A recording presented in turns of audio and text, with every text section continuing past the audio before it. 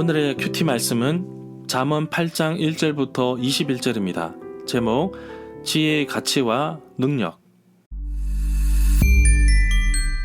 첫 번째 관찰입니다. 앞뒤 문맥 살펴보기. 아버지가 아들에게 명령과 가르침을 마음판에 새겨 깊숙이 간직하라고 합니다. 꾸지람과 잔소리 같지만 먼 훗날 후회되지 않는 삶을 가져다 줄 것입니다. 잠언 6장 후반부와 7장에서는 부도덕한 여인 음녀에 대해서 말하고 있습니다. 히브리어에서 지혜가 여성 명사로 쓰이는데 지혜를 의인화하여서 여성으로 표현하였습니다. 음란한 유혹에 매혹적으로 다가오는데 결국에는 파멸에 이릅니다. 질투와 탐심으로 인한 잘못된 행동은 결국 사람들과의 관계도 깨뜨리고 자기 영혼도 망치게 됩니다. 그래서 아버지는 잠언 7장에서 또다시 아들에게 강조하고 있습니다.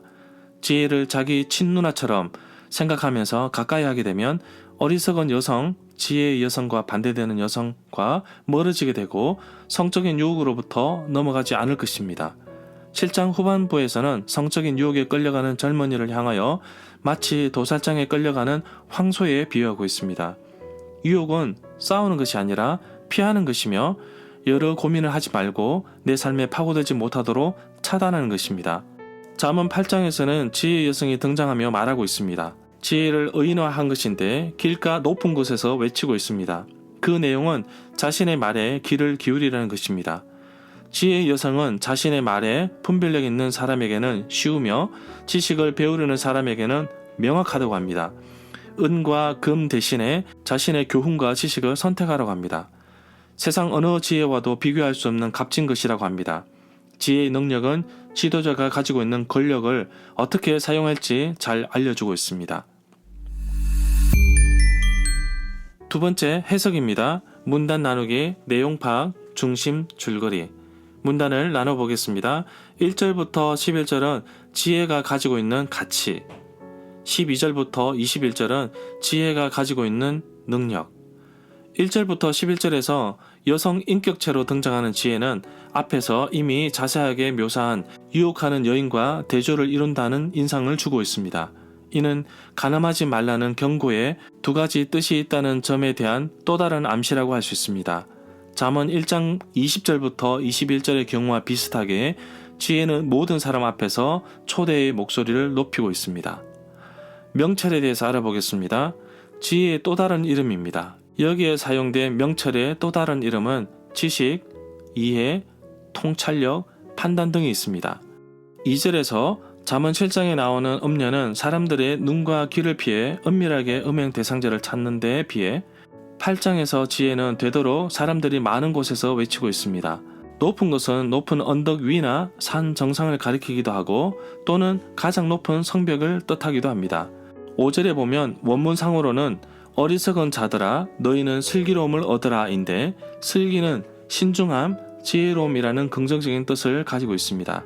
이미 여호와를 경외하는 것이 지식의 근본이라고 했는데 어리석은 자는 하나님을 알지 못하거나 불순종하는 자를 가리킨다고 할 수 있습니다.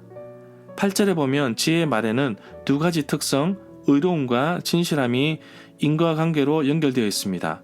그것은 의로움으로 당연히 진실하다는 뜻으로 이해할 수 있습니다. 이 구절에서 의로운 적에 해당되는 히브리어의 의미를 보면 도덕적인 의미에서 올바름을 가리킨다고 볼 수 있습니다. 10절에서 말하는 훈계와 지식에 대해서는 잠언 1장 7절에서도 말하고 있는데 훈계는 교육을 뜻하고 이로써 지혜론의 목적과 목표가 젊은이들을 육성하는 데 있다는 것을 밝히고 있습니다. 온과 교육에 반드시 있어야 할 밑바탕은 하나님에 대한 올바른 관계입니다. 이 구절에 은을 받지 말고 라고 했는데 은 대신에 라는 말로 바꿔 이해할 수도 있습니다. 본문은 지혜가 물질적인 풍요보다 더 소중한 것을 말하고 있는 것입니다. 11절에 보면 진주는 이미 10절에서 은과 정금보다 귀한 보화에 속한다고 말하고 있습니다. 이 구절에 무릇 원하는 것을 이에 비교할 수 없음이니라고 했는데 무릇 원하는 것은 사람이 원하는 것 모든 것을 뜻한다고 봅니다. 하나님의 지혜를 바탕으로 원할 때 참되고 영원하고 복된 삶을 누릴 수 있다고 봅니다. 12절부터 21절에서는 지혜가 자신의 권력자들의 좋은 자로 소개하고 있습니다. 지혜가 주는 여러 속성과 선물로서 이들은 다스리고 판단하는 능력을 갖추게 되는데 그러한 속성과 선물은 본래 하나님이나 메시아 임금에게 속한 것들입니다. 14절 내게는 모략과 바른 판단이 있으며 명철과 능력도 있다. 지혜에 반대되는 개념으로 악을 규정하고 있는데 여기에서 지혜는 도략과 지식과 명철과 능력을 소유하고 있음을 밝히고 있습니다. 이 구절에서 나는 명철이라고 했는데 지혜와 그 지혜의 한 속성인 명철을 동격으로 나타내고 있습니다. 실제적으로 행할 능력이 없다면 아무리 많은 시간을 도략에 얻는 데 사용한다 하더라도 아무런 유용 가치가 없음을 말해주고 있습니다. 17절부터 21절은 지혜를 사랑하는 자들에게 주어지는 유익과 복을 설명하고 있습니다.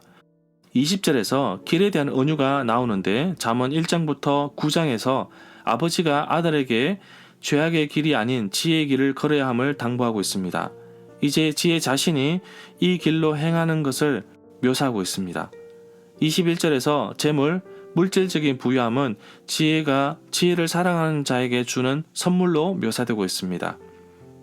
핵심 내용과 중심 줄거리는 네이버 블로그에 올려져 있습니다. 세 번째 적용입니다. 내게 주시는 교훈. 지혜를 의인화시켜서 자신을 차지하라고 요구하고 있는데 지혜의 근원은 여호와를 경외하는 것입니다. 지혜를 단순히 세상을 찾아가는 지식으로만 볼 것이 아니라 어리석은 사람을 지혜롭게 하는 보배로운 것임을 깨닫고 비교조차 할 수 없는 가치를 향하여 달려가는 하루가 되기를 원합니다. 지혜를 찾는 자들은 지혜를 찾을 수 있고 발견할 수 있다고 말하고 있습니다. 하나님께서 주시는 지혜는 구하고 바라고 소망하는 누구에게나 주십니다. 내가 얼마나 갈급하고 찾느냐에 따라서 달라질 것입니다. 정말 내가 은과 금보다 지혜의 교훈과 지식을 택할 만큼 값진 것임을 깨닫기를 원합니다. 그 근본은 바로 하나님을 아는 지식, 하나님을 경외함에서 나옵니다. 나의 부유함을 위해 재물을 구한다면 나만 행복할 수 있겠지만 부귀와 명예와 수많은 재물과 형통함이 지혜에도 있기에 지혜를 구하게 되면 재물뿐만 아니라 모든 삶에서 형통함도 얻을 수 있기에 오늘도 하나님이 주시는 지혜를 구합니다. 오늘 하루도 하나님을 아는 지식, 하나님을 경외하면서 하루를 시작하게 하시고 하나님의 말씀에서 나오는 지혜에 귀를 더 기울이게 하옵소서.